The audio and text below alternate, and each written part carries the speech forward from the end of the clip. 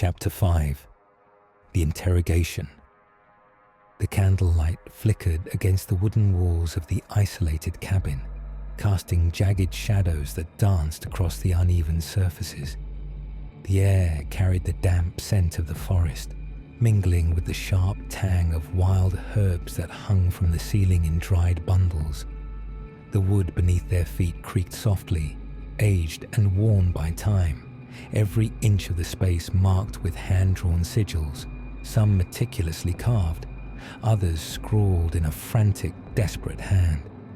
And at the center of it all, trapped within a carefully drawn summoning circle, was El.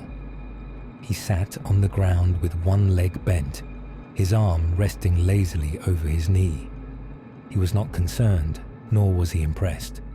His golden eyes flickered in the dim light, cold and calculating, watching every movement of the woman standing across from him. She had summoned him, chained him with ink and symbols, an act so absurdly arrogant that he had half a mind to be offended. Instead, was just irritated. El exhaled through his nose, slow and measured, before turning his gaze fully on her. "All right, little conjurer, let's hear it. What's your grand plan? Have me read your horoscope? Summon a few spirits to tell you if your crush likes you back?" He smirked, tilting his head mockingly. "Or let me guess, you want revenge, power, maybe a little of both?" She didn't react, didn't flinch. That was interesting. Most first-timers showed cracks the moment he opened his mouth. Annette folded her arms, her expression neutral. "I summoned you to learn." El snorted. "Oh, how original. Knowledge, power, the usual delusions." He leaned forward, resting his elbow on his knee. "All right, let's start with the basics. Who taught you this ritual? Because I'll tell you right now, you barely did it right. Your circles are sloppy, your binding sigils are weak, and..."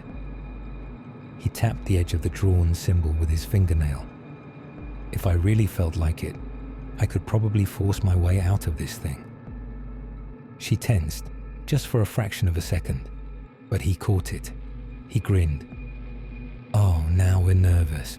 Didn't think I'd notice. You're not as sure of yourself as you pretend to be." Her lips pressed into a thin line, but she didn't waver. "You're contained. That's all that matters. For now."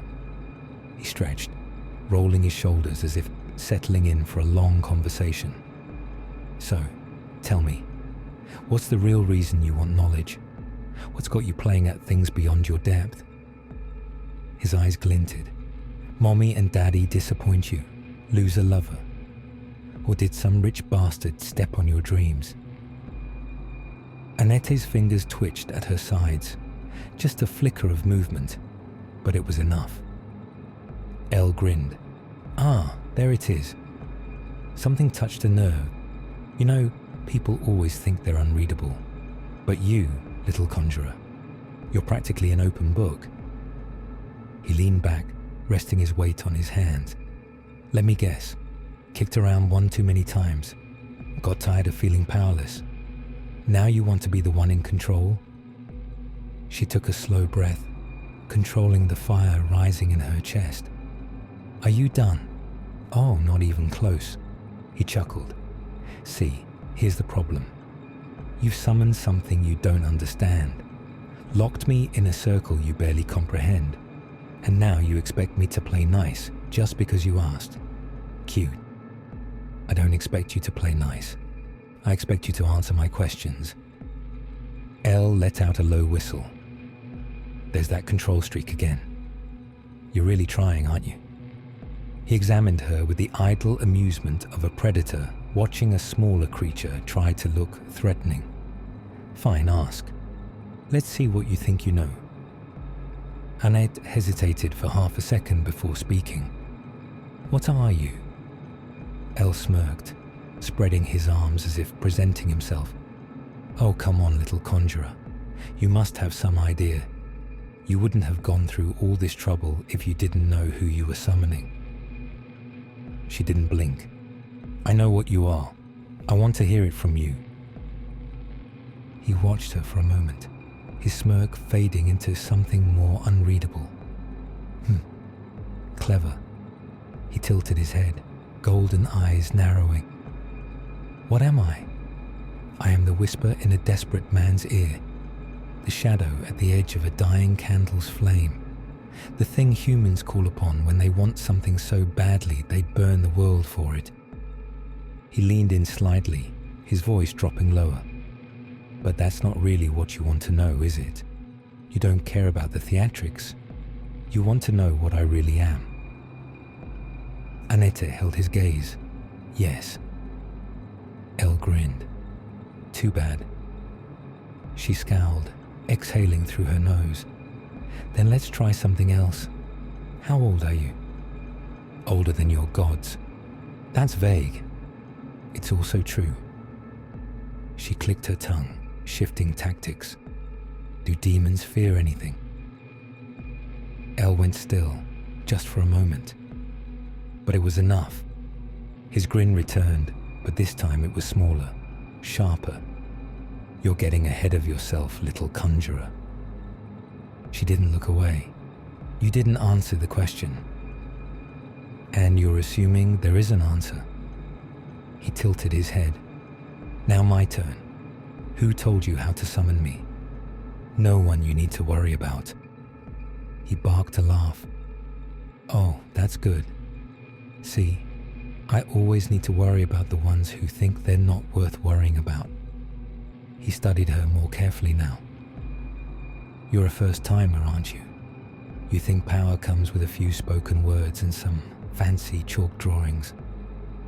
She remained silent. Elle's smirk grew wider. Oh, this is delicious. You're a novice. A fraud. She clenched her jaw. I'm learning. Are you? Because from where I'm sitting, all I see is someone who's pretending to have control. But let's be honest, you have no idea what you're doing, do you? She glared at him. I summoned you. That means I have power. Elle gave her a slow, knowing smile. No, little conjurer. That means you have ambition. Power. That's something else entirely. The candle flickered between them, and for the first time, Annette felt the weight of his words settle on her shoulders. And Elle. He leaned back, crossing his arms behind his head with a sigh, his amusement evident. Well, this has been fun. You're not as boring as I expected. A little misguided, but hey, everyone has to start somewhere. Elle glanced at the edges of the summoning circle, testing its strength one more time before grinning lazily. So what's next? You gonna interrogate me all night? Or are we actually going to do something interesting? The silence that filled the cabin afterward was tense, pressing down heavily on both of them. Annette stood rigid, a quiet fury simmering beneath her carefully maintained composure. She knew she couldn't afford to falter, not in front of him. Despite the mocking disdain in Elle's eyes, she could sense an underlying seriousness, an implicit threat in his nonchalance. They were locked in a dangerous game of power and wit, and she had to tread carefully if she hoped to maintain any semblance of control.